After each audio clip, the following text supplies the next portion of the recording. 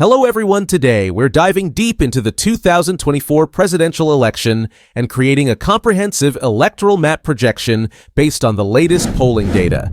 We'll examine solid and likely states for both major candidates, then break down the key battleground states that will ultimately decide this election.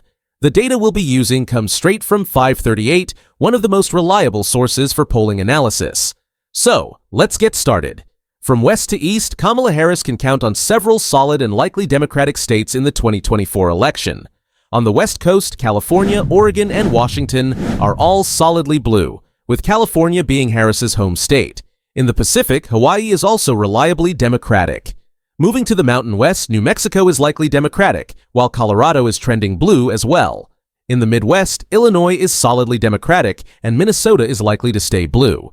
In the Northeast, states like New York, New Hampshire, Vermont, Massachusetts, Rhode Island, Connecticut, New Jersey, Delaware, and Maryland are all solidly Democratic, with the District of Columbia adding 3 more solid electoral votes. In the Southeast, Virginia is a likely Democratic state, building on the party's recent successes there. As for Donald Trump, he has a stronghold in several solid and likely Republican states for the 2024 election. In the Mountain West, states like Idaho, Wyoming, and Montana are deeply red. As we move into the plains, North Dakota, South Dakota, and Kansas are firmly in Trump's column, continuing their long-standing Republican support. Utah also remains a reliably red state, while Texas, despite ongoing discussions of demographic changes, is still likely to vote Republican. In the Deep South, Trump can count on states like Oklahoma, Arkansas, Louisiana, Mississippi, Alabama, and Tennessee, which are solidly Republican, as well as Kentucky and West Virginia. Missouri, Iowa, and Ohio also stand strong for the GOP in the Midwest, along with Indiana. South Carolina in the Southeast remains a safe state for Trump, and Alaska rounds out the western states that are reliably Republican. Maine is a bit unique when it comes to electoral maps, as it splits its electoral votes by congressional district with 2 statewide votes and 1 vote each for its 2 districts. Generally, Maine's 1st congressional district is solidly Democratic, while the 2nd district is more competitive, often leaning Republican. In 2024, we could see Kamala Harris likely securing the statewide vote along with the 1st district, while the 2nd district may be in play for Donald Trump, similar to 2016 and 2020.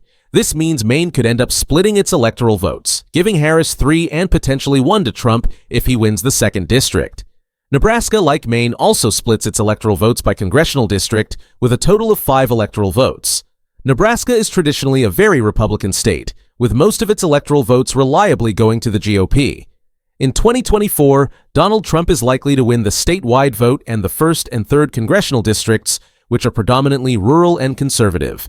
However, Nebraska's 2nd congressional district, which includes parts of Omaha, is more competitive and has shown a willingness to vote Democratic, as it did in 2008 and 2020. Kamala Harris could potentially pick up that single electoral vote if she performs well in the Omaha area, while the other 4 votes are likely to go to Trump. With all the solid and likely states accounted for, Kamala Harris has a foundation of roughly 226 electoral votes, while Trump has secured around 189 electoral votes. Now, it's time to dive into the real battlegrounds, the swing states. These are the states that are currently too close to call, and their outcomes will ultimately determine who wins the presidency. Starting with Pennsylvania, one of the most pivotal states in modern elections, the latest polling from 538 shows Harris holding a slight lead of about 2 percentage points, which is within the margin of error, indicating an incredibly tight race. Democrats are counting on strong turnout in urban areas like Philadelphia and Pittsburgh, where Harris currently has a significant lead of around 65% to 30%. Meanwhile, Republicans are hoping to dominate the rural parts of the state, where Trump holds a commanding lead of about 60% to 35%. With 19 electoral votes up for grabs, Pennsylvania will undoubtedly be fiercely contested and could be a decisive factor in the final outcome. As of now, Pennsylvania would be classified as leaning Democratic for Harris. Next, we move on to North Carolina, another key battleground state that has been fiercely contested in recent elections. North Carolina has a mix of urban, suburban, and rural areas, making it a true swing state. According to the latest polling from 538, Trump holds a slight lead, but the margin remains very close, indicating a competitive race. Harris's campaign is focusing on driving high turnout in urban centers like Charlotte, Raleigh, and Durham, where Democrats tend to perform well. Suburban voters, particularly around the Research Triangle, will be a key target for Harris as she aims to cut into Trump's lead. On the other hand, Trump has a strong base in the more rural and traditionally conservative areas of the state. Given the current dynamics, we are placing North Carolina into the tilt red category for now. Heading to Georgia, which was a surprise flip for Democrats in 2020, largely due to demographic shifts and strong voter turnout efforts, particularly in Atlanta and its surrounding suburbs. According to 538, polling here remains extremely close, with Trump holding a narrow lead of around 1 to 2 points. Harris is showing competitive numbers, particularly among younger voters, suburban women, and African American voters, all of whom are key demographics in the state. If Harris can replicate or exceed the 2020 voter turnout in the Atlanta metro area and continue making inroads in suburban counties like Cobb and Gwinnett, she has a solid shot at flipping Georgia again. However, given the current polling and the slight edge for Trump, we are placing Georgia into the tilt red category for now.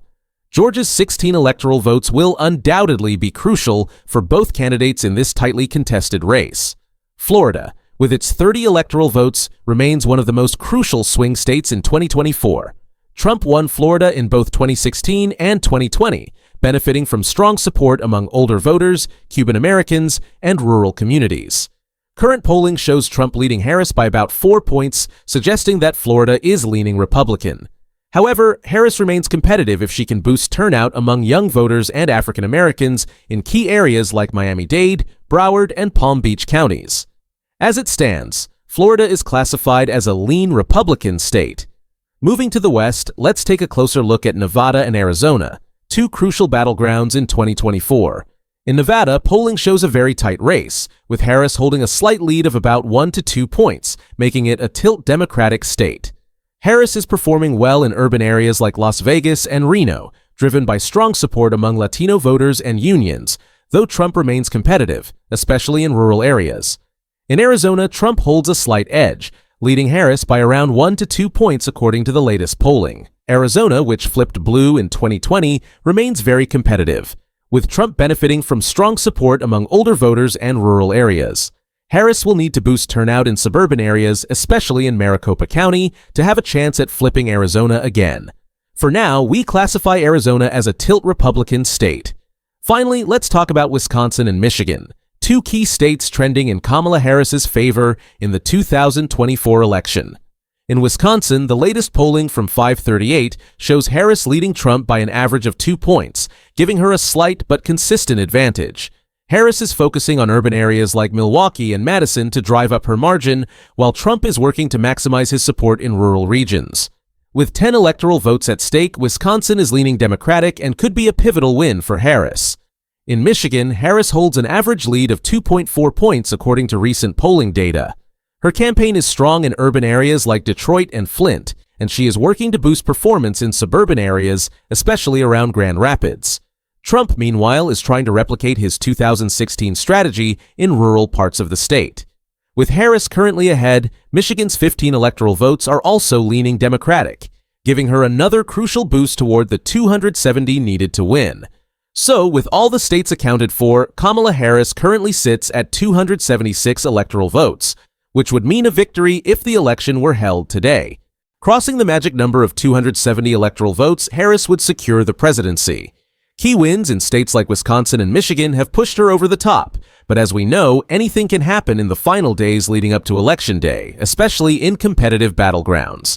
I would expect them to be about 3 to 4 points more Republican-leaning than expected. As of now, I do think that you're going to see almost every Democratic incumbent running for re-election hold on. In Michigan, I also expect Slotkin to hold on. In Ohio, it's going to be very close, but as of now, Brown will probably hold on. Essentially, every incumbent is likely to retain their seat this year, except possibly Tester in Montana and potentially Brown in Ohio. There might also be one upset somewhere, but the two main open seats this year that are truly competitive, or somewhat competitive, are in Michigan and Arizona. At least they should be competitive, though Republicans didn't field particularly strong candidates. We'll see how it goes. According to some reports, Republicans have an exceptional race going in Michigan, and that could be their pathway to winning the majority. If Democrats still hold Montana, that would give Republicans 51 seats. For Democrats to win Texas at this rate, Republicans would need to win Michigan, Texas, and Montana to reach 51 seats. This scenario is, again, very unlikely. Republicans could get to 50 seats, which would mean the vice president would have the deciding vote. For an outright majority, if Republicans win Michigan, they would probably need to win Montana, Texas, Nebraska, or Florida.